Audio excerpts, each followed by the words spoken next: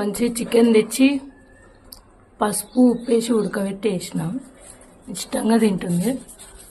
ఇగో మా హల్కి కుళ్ళు,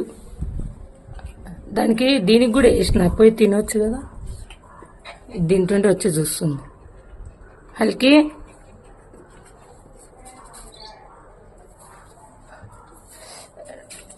రూపీది హాస్పిటల్ది వ్లాగ్ పెడతా అంటున్నా, నాకు కొంచెం అయితలేదు, కుదురుతలేదు అనమాట.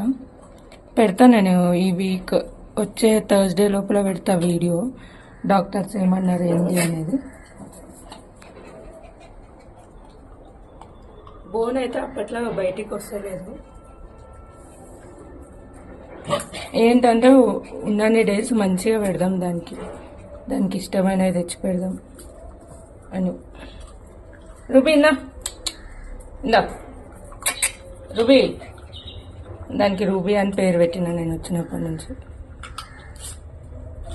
బయట దీని చెల్లెలు కూడా ఉంది, దానికి ఒక 4-5 ముక్కలు వేసిన. దీన్ని తిననియదు, సత్తాయిస్తుందని దీన్ని ఇంట్లో పెట్టి తినిపిస్తున్నా.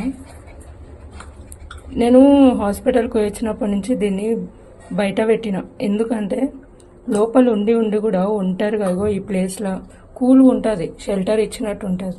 కానీ ఒంటరిగా ఉండి కూడా ఆలోచన మంచిగా అనిపించదు కదా. అందుకని కారు కింద దాని తల్లి దాని చెల్లెలు ఉంటుంది, వాటితో ఆడుకుంటుంది కోసేపు. నేను ఫుడ్ పెడతా, తింటుంది, కారు కిందనే వండుకుంటుంది. కొంచెం బయట కూడా గాలి మంచిగా వస్తుంది.